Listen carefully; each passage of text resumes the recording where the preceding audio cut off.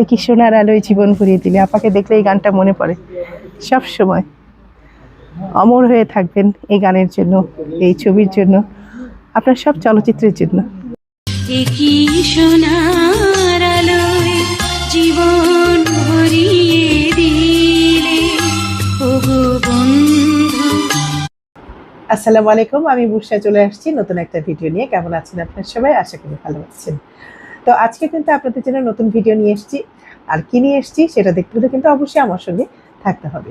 তো চলুন আমার সঙ্গে।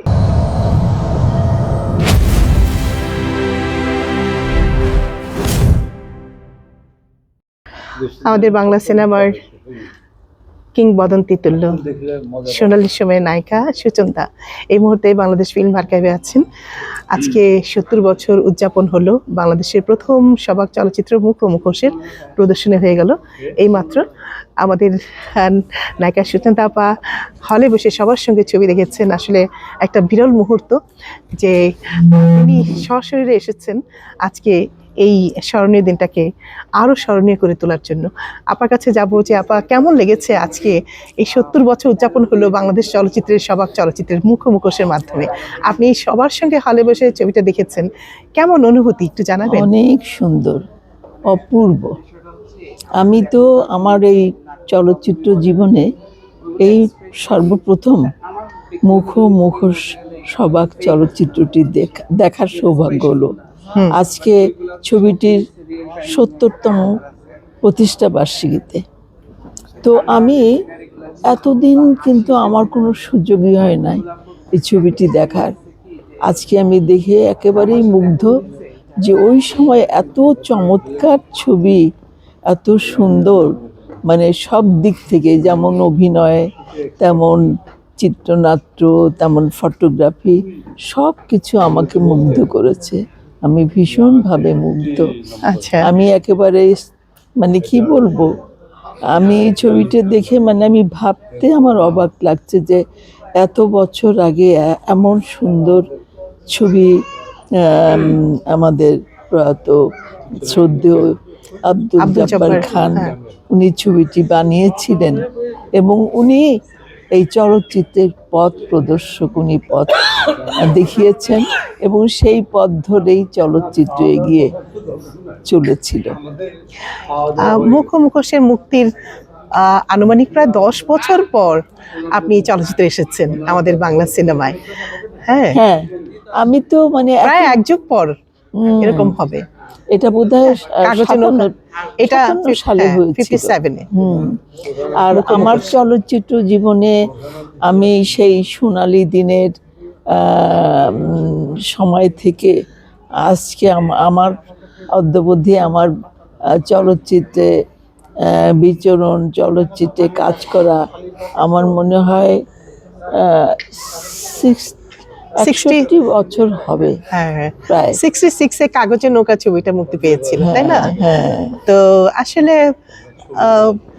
এটা একটা আমাদের চলচ্চিত্রের জন্য একটা বিশাল পাওয়া যে পরবর্তী সময়ে আমরা সুচন্তা আপা কিংবা কবরী কিংবা সুজাতা আপনাদের মতো কালজয়ী এত নিবেদিত প্রাণ চলচ্চিত্র নায়িকা পেয়েছি। এটা আমাদের বাংলা চলচ্চিত্রের জন্য ভীষণ সৌভাগ্যের ব্যাপার। তো এত বছর পর প্রথম ছবিটা আপনি দেখার জন্য খুবই আগ্রহ প্রকাশ করেছেন। ভীষণ আমার এত বছরে আমি কিন্তু ছবিটি দেখতে পারিনি, আমার সেই সৌভাগ্য হয়নি।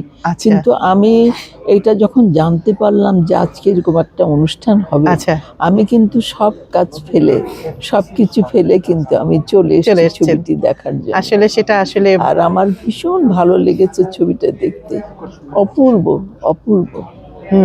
না, আপনি বলছিলেন ছবি দেখতে দেখতে বলছিলেন যে কি অপূর্ব অভিনয় এবং সবকিছু মিলে আপনি বিস্ময় প্রকাশ করছেন যে 70 ইয়ার্স আগে এরকম একটা ছবি হয়েছে নিখুঁত ভাবে, তাই না?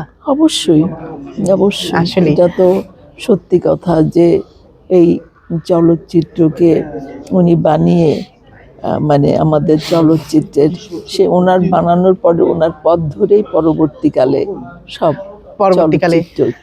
পরিচালকরা এসেছেন, নায়ক পরিচালক, নায়িকা সবাই এসেছেন। নামকরা সব স্বনামধন্য পরিচালকরা কাজ করেছেন, ভালো ভালো ছবি তৈরি করেছেন, সেই সোনালী দিনের ছবি। আপনি তো আরো সৌভাগ্যবান। আর আমার খুব ভালো লাগছে যে আমি সেই সোনালী দিনের থেকে আজ পর্যন্ত, আমারও বোধহয় প্রায় 61 বছর হয়ে গেল মনে চলচ্চিত্রে। হয়। আমি যতটুকু মনে পড়ে যে আমি সেই সোনালী দিনের অংশীদার হিসেবে আমি গর্ব অনুভব করছি যে সোনালী একদম। দিনের। আসলে আপনাকে পেয়ে আমরা ভীষণ খুশি। আজকে আমাদের সঙ্গে আপনি ছবিটা দেখেছেন। আর আরেকটা ভীষণ ইচ্ছে আছে যে আপনার অভিনীত ছবি এই ফিল্ম আর্কাইভে প্রদর্শিত হবে, যেমন জীবন থেকে নেয়া, মনের মতো বউ, আপনার সেই কালজয়ী ছবিগুলো, হ্যাঁ, নয়নতারা, কত ছবি আছে, সেই ছবিগুলা আপনি আমাদের সাথে উপভোগ করবেন, এমন একটা স্বপ্নের দিন আমরা কল্পনা করছি। ইনশাল্লাহ, যদি আল্লাহ বাঁচিয়ে হ্যাঁ, রাখেন আমাকে, নিশ্চয়ই। অবশ্যই আমি আপনাদের সঙ্গে, মানে তোমাদের সঙ্গে বা হ্যাঁ। অন্যান্য সবার সাথে বসে দেখার অনুভূতি অনেক অন্যরকম, একদম। ভিন্ন। সেই গানটা দেখতে চাই, কি সোনার আলোয় জীবন ভরিয়ে দিলে, একটা ফেমাস খানাতুর রহমানের লেখা এবং মনের মতো সুর। বউ। হ্যাঁ, অপূর্ব গান এটা। এখনো। আমার তো খুব, আমার কেন, আমি বলবো যে সবার কাছে অত্যন্ত প্রিয় একটি গান। যেখানেই যাই, যেখানে ঘুরতে যাই, বেড়াতে যাই, এই সবাই শুধু ওই গানটা এবং নিজেরাই গাইতে শুরু করে। আপনাকে দেখলে আমরা সেই গানটাই করি, আর সত্যিই তাই। কি সোনার আলোয় জীবন ভরিয়ে দিলে, সত্যি আপনি আমাদের জীবন ভরিয়ে দিয়েছেন। যেমন ভরিয়ে দিয়েছেন, তেমনি আমাদের চলচ্চিত্রের যে অধ্যায়টা, সেটাকেও কিন্তু আপনি উজ্জ্বলভাবে ভরিয়ে দিয়েছেন। কারণ সেই সময় যদি একজন সুচন্দার আগমন না হতো, আমরা পেতাম না বেহুলা, পেতাম না কাগজের নৌকা, পেতাম না নয়নতারা, জীবন থেকে নেয়া, আরো কত ছবি, তাই না? মনের মতো বউ, মনের মতো বউ, যে আগুনে পুরি, কত ছবি, বিচার, প্রতিশোধ। আমি অনেক আগে একটা শনিবারের চিঠি, যে শনিবারের চিঠি, হ্যাঁ, যে ছবিটা সুন্দর সুন্দর, ধীরে বহে মেঘনা, হ্যাঁ, অশ্রু দিয়ে লেখা, বলাকামন, বলাকামন না, তারপরে গাজী ভাইয়ের ওই যে চোর একটা ছবি ছিল, ওটাও খুব সুন্দর, চমৎকার ছবি। আচ্ছা, নতুন নামে ডাকো, হ্যাঁ, নতুন নামে ডাকো, অনেক ছবি, আসলে অনেক, মানে সব নাম তো আর সাথে সাথেই মনে আসে না, অনেক নাম। তো ভীষণ ইচ্ছে আছে, হয়তো ফিল্ম আর্কাইভ খুব তাড়াতাড়ি আপনার অভিনীত ছবি প্রদর্শন করবে। এমনি করে প্রায় সময় এখানে ছবি প্রদর্শন করা হয়। তো ইচ্ছে আছে আপনার পাশে বসে ছবিগুলো দেখার, আপনার অভিনীত। কেমন লাগে অনুভূতিটা? খুব দারুণ, দারুণ একটা অনুভূতি, দারুণ অনুভূতি হবে। আমি খুব, মানে খুব ভালো লেগেছে আমার, এত সুন্দর ছবিটি। তখনকার সময় যে এই ধরনের ছবি, চিন্তাধারা, প্রয়াত আব্দুল জব্বার খান সাহেব, মানে বলবো যে শ্রদ্ধেয়, ওনার যে মাথায় এসেছিল, উনি যে এই ছবিটা ওখানে সাহস করে ওই সময় শুরু করেছিলেন, এটা একটা বিশাল ব্যাপার, বিশাল ব্যাপার। আপনি শুধু একজন যে কিংবদন্তি তুল্য অভিনেত্রী, নায়িকা, তা না, আসলে আপনি মনে প্রাণে একজন চলচ্চিত্র প্রেমী। এই যে আজকে আমাদের চলচ্চিত্রের মুখোশের মাধ্যমে 70 বছর উদযাপন হলো, আমি আসলে আমাদের পুরোনো দিনের অনেকে যারা বেঁচে আছেন তাদেরকে দেখছি না, কিন্তু আপনাকে আমরা পেয়েছি। আপনি কতটুকু সমঝদার হলে? আমি চলচ্চিত্র প্রেমী, ভীষণ ভীষণ ভীষণ চলচ্চিত্রকে ভালোবাসি, ভীষণ মনে ভালোবাসা থেকেই আমার এই আজকের আগমন। আপনি চলচ্চিত্রকে ভালোবেসেছেন বলেই তো আজকে আমাদের চলচ্চিত্র ধন্য হয়েছে। আপনি নিজে চলচ্চিত্রে এসেছেন এবং সাথে আপনি আমাদের আরো দুজন আমাদের বাংলা চলচ্চিত্রের কিংবদন্তি তুল্য নায়িকা, ববিতা আপা এবং চম্পা আপা, আপনারই বোন, আপনার হাত ধরে এসেছে। এবং আপনি যদি সেই সময় যদি এগিয়ে না আসতেন পরিবারে, তাহলে কিন্তু তাদের আগমন হতো না। বটেই, আমি এসেছিলাম এবং চলচ্চিত্র সম্পর্কে যে মানুষের একটা ভ্রান্ত ধারণা ছিল, সেটা আমি এসে উপলব্ধি করেছি যে এটা ভুল ধারণা। আর ওই সময়ে মনে করেন একটা রক্ষণশীল পরিবার থেকে এসে চলচ্চিত্রে অভিনয় করা কিন্তু একটা বিশাল ব্যাপার ছিল। এবং আমি আসার পর আমার দুই বোনকে আমি আমার নিজের হাত ধরে নিয়ে এসেছি, কারণ আমার বাবা একেবারেই চাচ্ছিলেন না যে ববিতা ছবিতে অভিনয় করুক। কারণ বাবার খুব অভিমান ছিল যে আমার বিয়ে পরীক্ষাটা আমি দিতে পারিনি ব্যস্ততার কারণে, চলচ্চিত্রে কাজ করার কারণে। তো যার কারণে আমার বাবা চাননি যে ববিতার পড়ারও ক্ষতি হোক। কিন্তু অনেক, যেহেতু জহিরের, আমার হাজবেন্ডের খুব ইচ্ছা ছিল যে সে অভিনয় করবে একটা চরিত্রে, নায়িকার চরিত্রে, তো যার কারণে আমি মানে অনেক অনেক কষ্ট করে বাবাকে রাজি করিয়ে, আমার বাবা তো দুনালা বন্দুক বের করে বলছে তোমাকে গুলি করব। আমি বলছি গুলি করেন। হ্যাঁ, তা আমি বলছি বাবা, আব্বা একটা ছবিতে অভিনয় করবে, আর তো করবে না। কিন্তু পরে আর হয়নি। আমার বেলাতেও তাই ছিল। আমার বাবা বলেছিলেন তুমি এই কাগজের নৌকা ছাড়া আর কোনোদিন অভিনয় করবে না। কিন্তু মানে সেটা আর ফিরে আসতে মানে পারেননি। মানে চলচ্চিত্র আমাকে এমন ভাবে আঁকড়িয়ে ধরেছিল যে আমি আর সেখান থেকে আর বের হতে পারিনি।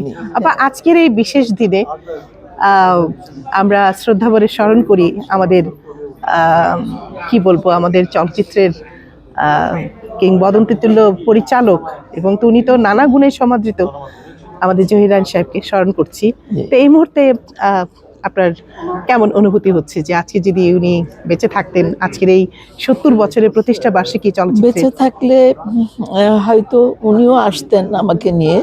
আর তাছাড়া মানে উনি তো চলচ্চিত্র, মানে চলচ্চিত্রকে উনি ভালোবাসতেন। উনি এই কাজকে ভালোবাসতেন বলেই তো এত চমৎকার, এত সুন্দর সুন্দর সৃষ্টি করেছেন ছবি তিনি তৈরি করেছিলেন। তো যাই হোক, আমাদের দুর্ভাগ্য যে আমরা অকালে অসময়ে হারিয়ে ফেলেছি। আমরা তাকে হারিয়েছি। তিনি থাকলে আজকে চলচ্চিত্রের এই শ্রদ্ধা জব্বার ভাই ছবি শুরু করেছিলেন। আর ওনাদের এই যে উনি এবং সেই সময়ে সোনালী দিনের মানে পরবর্তীকালে যেসব স্বনামধন্য পরিচালকরা ছবি বানিয়েছেন, বহু পরিচালক, খানাতুর রহমান, জহির রায়হান, নারায়ণ রশ্মিতা, অনেক সব তখনকার পরিচালক, সবার কথা বলবো, কামাল আহমেদ, এরকম খানাতুর রহমান, সবাই, এত আমজাদ হোসেন, সেসব ছবি করে করে তারপরে মানে জহিরানকে তো আমরা হারিয়েছি। এবং আজকে বলবো যে এইসব স্বনামধন্য পরিচালক, এইসব গুণী মানুষগুলো মানে এখন আর তারা তো এই পৃথিবীতে নাই। মানে এই একের পর এক তারা মানে না ফেরার দেশে চলে যাওয়াতে আমাদের চলচ্চিত্র অঙ্গনে বিরাট একটা শূন্যতা তৈরি গেছে। সেই শূন্যতার কারণেই কিন্তু আজকে আমাদের চলচ্চিত্রের এই দুরবস্থা। ওনরা বেঁচে থাকলে আজকে এই অবস্থা হতো না। তবে আমি মনে করি, আমি কিন্তু খুব পজিটিভ ভাবে একটা কথা বলতে চাই যে যদিও আমাদের চলচ্চিত্রে খুব দুরবস্থা, কিন্তু তারপরেও আমি আশাবাদী যে আমাদের নতুন প্রজন্ম, তারা যদি চলচ্চিত্রকে ভালোবেসে নিষ্ঠার সাথে তারা যদি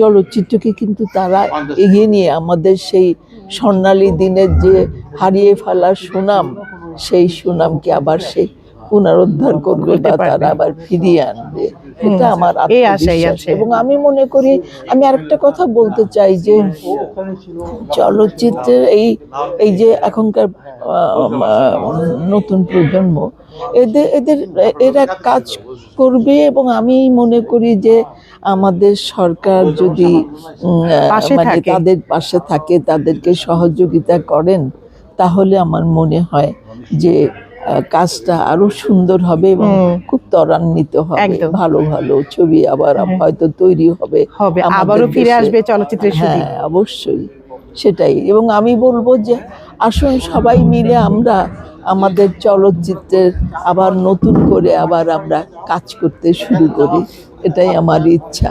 একদম, আপনার সেই স্বপ্ন, আপনার সেই ইচ্ছে পূরণ হোক। আমরাও আছি আপনার পাশে। আমরা চাই যে আমাদের সেই চলচ্চিত্র যখন আপনারা অভিনয় করতেন, সেই সোনালী সময়টা যেন আবারও ফিরে আসে জমজমাট হয়ে আমাদের বাংলা চলচ্চিত্রে, ইনশাআল্লাহ। আপনি অনেক ভালো থাকবেন। আজকে আপনাকে পেয়ে আমি ভীষণ খুশি, সবাই খুশি।